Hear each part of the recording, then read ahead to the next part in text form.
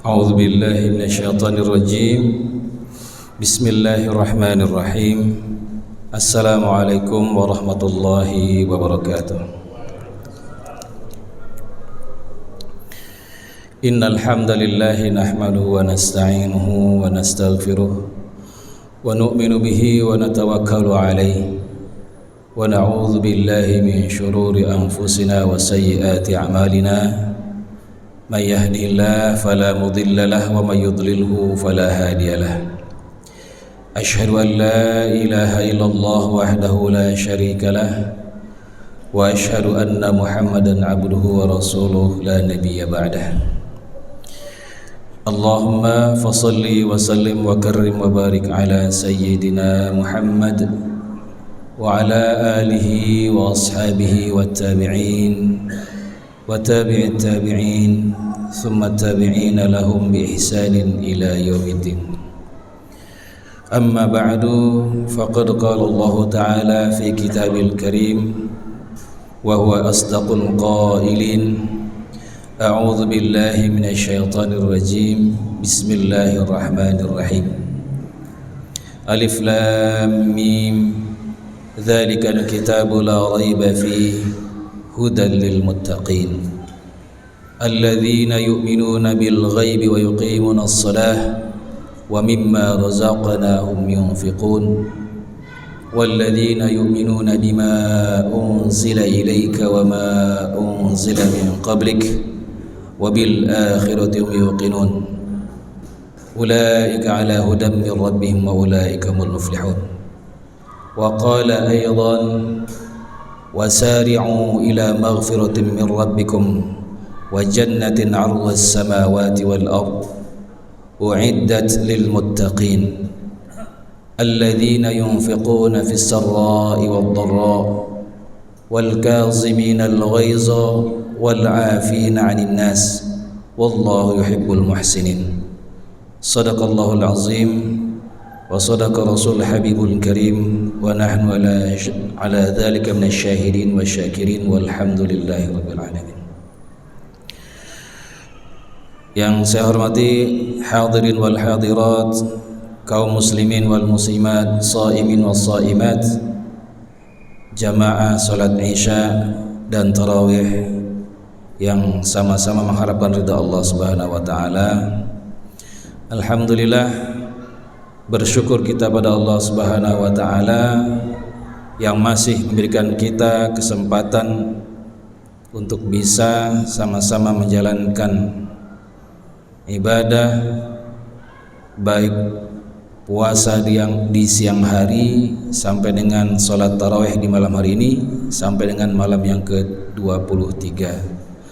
Mudah-mudahan apa yang sudah kita hasilkan, apa yang sudah kita amalkan dari ibadah fardu maupun sunnah dari awal Ramadan sampai dengan malam hari ini dicatat sebagai satu pahala di sisi Allah Subhanahu wa taala. Amin Allahumma amin. Selanjutnya salawat dan salam semoga tercurah kepada Nabi kita, junjungan alam, qudwatul ibad, teladan para hamba-hamba Allah, yaitu Nabiyuna wa Habibuna Muhammad sallallahu alaihi wasallam beserta keluarga beliau, para sahabat-sahabatnya, para tabi'in dan para pengikutnya yang senantiasa berusaha berpegang teguh untuk menghidupkan ajaran dan sunnah-sunnah beliau. Dan semoga kita semuanya termasuk ke dalam golongan umat baginda Rasulullah yang akan membersamai beliau di yaumil akhir kelak. Amin Allahumma amin. Hadirin wal hadirat, muslimin wal muslimat rahimakumullah. Para ulama mendefinisikan mengenai pengertian daripada iman. Maka kesimpulan daripada pendapat para ulama mengartikan atau mendefinisikan daripada iman itu sendiri adalah at-tasdiqu bil qalbi wal iqraru bil lisani wal amal bil jawarih. Jadi yang disebut sebagai iman itu adalah yakin di dalam hati, kemudian diikrarkan dengan lisan kita, dan berwujud dalam bentuk amalan anggota tubuh kita.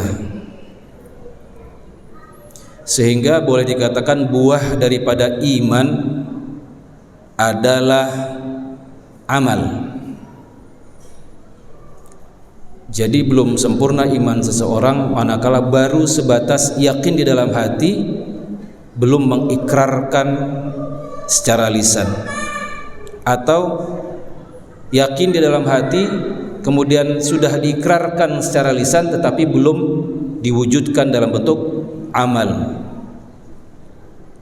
Maka sudah dikatakan atau bisa dikatakan sempurna iman seseorang ketika dia meyakini di dalam hatinya, kemudian diikrarkan dalam lisannya, dan diwujudkan, diimplementasikan ke dalam bentuk perbuatan, yaitu menjalankan perintah-perintah Allah dan meninggalkan larangan-larangannya. Maka puasa juga merupakan salah satu bentuk buah daripada iman itu sendiri. Bahkan ibadah puasa ini merupakan ibadah yang pahalanya lebih tinggi di sisi Allah, lebih besar di sisi Allah Subhanahu wa taala dibandingkan dengan ibadah-ibadah lainnya. Sehingga sampai-sampai Allah Subhanahu wa taala langsung yang akan memberikan pahala bagi orang yang mengerjakan perintah puasa. Dalam hadis qudsi Allah berfirman, seluruh amal ibadah adalah untuk hambaku, sedangkan puasa adalah untukku, maka aku langsung akan memberikan ganjaran pahalanya di akhirat kelak. Kalau ibadah lainnya orang masih bisa melihat secara zahir. Perintah sholat, orang masih bisa melihat, oh, Fulan bin Fulan sedang mengerjakan perintah sholat. Dari mana? Dia berdiri, ruku, sujud, melakukan gerakan-gerakan sholat, kelihatan. Fulan menjalankan perintah untuk berzakat, maka ada wujud yang bisa dilihat oleh orang lain, yaitu berupa memberikan atau adanya ijab qabul akad, diserahkan sebagian hartanya kepada amil untuk diberikan, disebarkan kepada yang mustahik, yang berhak. Begitu juga dengan ibadah atau perintah berhaji, malah bahkan sampai melakukan walimah, mengundang tetangga sehingga tahu bahwasanya seseorang akan berangkat ataupun naik haji. Sehingga ada kemungkinan seseorang ketika melakukan sholat, melakukan zakat, kemudian melakukan ibadah haji, ada peluang untuk timbul riya di dalam hatinya, timbul agar bisa dilihat oleh orang lain. Berbeda dengan puasa, maka tidak ada peluang bagi seorang hamba untuk dia riya ketika menjalankan ibadah puasa. Kenapa? Karena hanya dirinya saja dan Allah yang mengetahui apakah dia berpuasa atau tidak. Sehingga makanya Allah spesial memberikan pahalanya langsung kepada hamba-hambanya yang berpuasa. Lantas apa buah daripada ibadah puasa itu sendiri? Mungkin sudah pernah atau sering disampaikan oleh para pemateri sebelumnya, bahwasanya inti tujuan daripada puasa adalah membentuk seseorang menjadi atau memiliki kepribadian yang bertakwa. La'allakum tattaqun. Ini merupakan buah daripada puasa. Jadi puasa buah daripada iman, kemudian takwa adalah buah daripada puasa itu sendiri. Kemudian apa saja tanda-tanda ataupun ciri-ciri seseorang itu berhasil menjalankan puasanya sehingga dia layak menyandang gelar muttaqun, orang yang bertakwa. Maka di dalam surat Al-Baqarah ayat 1 sampai dengan 5 dan juga surat Ali Imran ayat 133 dan 134 Allah menjelaskan mengenai ciri-ciri orang yang bertakwa, sifat-sifat orang yang bertakwa. Maka silakan ini menjadi checklist bagi kita masing-masing. Sudahkah nanti selepas Ramadan ketika kita merayakan Idul Fitri, apakah kita sudah memiliki 12 karakter yang disebutkan di dalam Al-Quran? Secara singkatnya, karakter ataupun sifat yang pertama adalah Dzalikal kitabu la raiba fihi hudal lil muttaqin. Inilah atau itulah kitab Al-Quran yang menjadi petunjuk bagi orang-orang yang bertakwa. Maka karakter pertama orang bertakwa adalah senantiasa menjadikan Al-Quran sebagai petunjuk hidupnya. Sifat yang kedua pada ayat berikutnya, alladzina yu'minuna bil ghaib, yaitu mereka yang percaya terhadap perkara-perkara yang ghaib. Ibnu Abbas radhiyallahu anhu mengatakan, menjelaskan bahwasanya yang dimaksud dengan perkara yang ghaib adalah yaitu yang kita kenal atau kita pelajari sejak mungkin dari kecil, diajarkan oleh guru-guru kita, yang tercantum di dalam rukun iman. Percaya pada Allah, para malaikatnya, kepada kitab-kitabnya, pada rasul-rasulnya, pada qada dan qadar, baik yang buruk maupun yang baiknya, dan kepada hari akhir,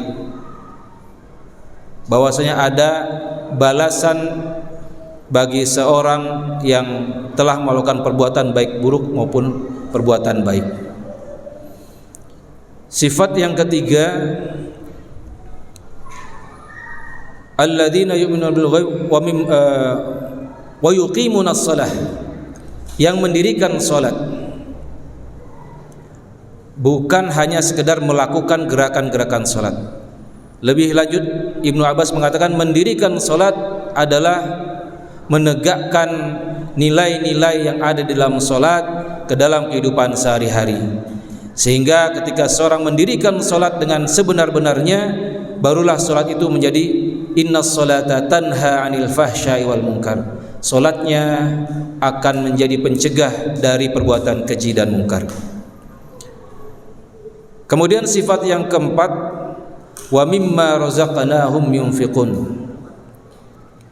Dari sebagian harta yang telah atau rezeki yang telah Allah berikan pada mereka, mereka menginfakkannya di jalan Allah. Ketika ayat ini turun, belum ada perintah untuk mengeluarkan zakat, sehingga para sahabat ketika itu menginfakkan hartanya sesuai dengan tingkat keimanannya masing-masing. Ada yang sebagian kecil dari hartanya, ada yang setengahnya, bahkan ada yang sampai hampir habis daripada hartanya, sebagaimana Abu Bakar As-Siddiq radhiyallahu anhu. Namun ketika surat At-Taubah diturunkan, maka ayat ini menurut sebagian ulama tafsir mengatakan dinasakh oleh surat At-Taubah ayat 60 tadi yang memerintahkan tentang perintah untuk mengeluarkan zakat. Tetapi ada sebagian lain tidak dinasakh tetapi taksis, bahwasanya surat Al-Baqarah ini secara umum, maka secara khususnya adalah surat At-Taubah ayat 60. Kemudian sifat yang kelima, walladzina yu'minuna bima unzila ilaika wa ma unzila min qablik, yang beriman kepada apa yang diturunkan pada Nabi Muhammad yaitu Al-Qur'an dan kitab-kitab yang diturunkan sebelum Nabi Muhammad sallallahu alaihi wasallam. Wabil akhirati yuqinun, dan yang keenam, mereka meyakini akan adanya hari akhir, hari pembalasan, di mana orang akan dibalas, diganjar sesuai amal perbuatannya.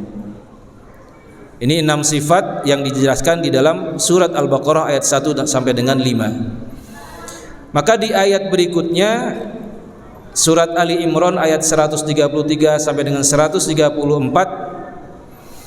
Allah menjelaskan mengenai ciri-ciri orang bertakwa. Wasari'u ila maghfiratin min rabbikum wa jannatin 'arduha as-samawati wal ard u'iddat lil muttaqin. Berarti yang ketujuh, yaitu mereka yang senantiasa bersegera untuk kembali kepada Allah manakala mereka melakukan kesalahan.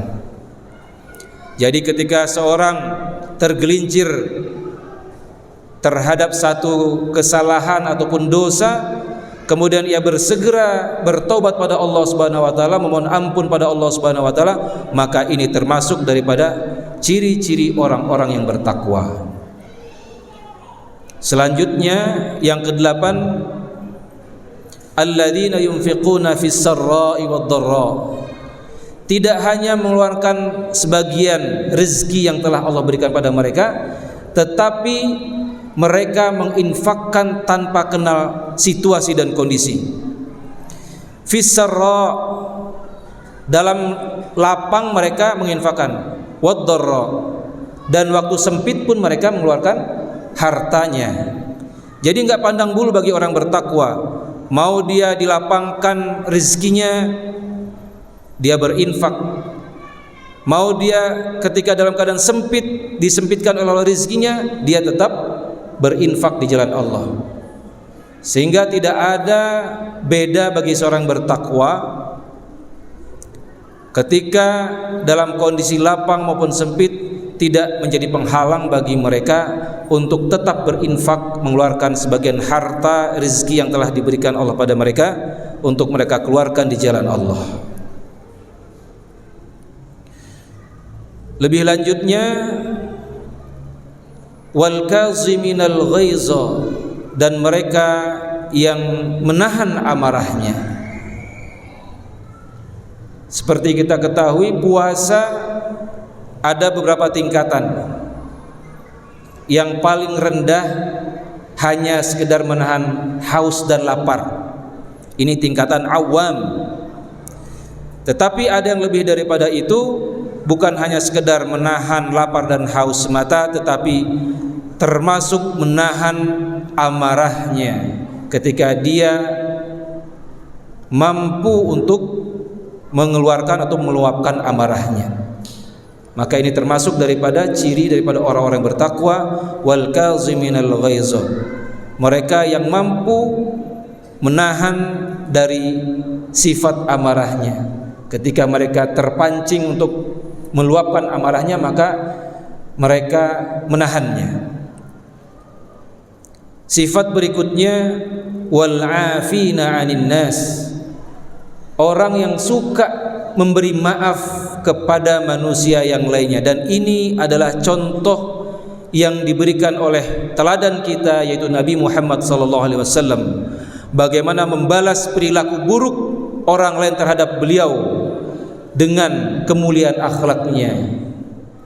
Membalas orang-orang pernah menyakiti beliau dengan memberi hadiah, memberi senyum, memberi maaf.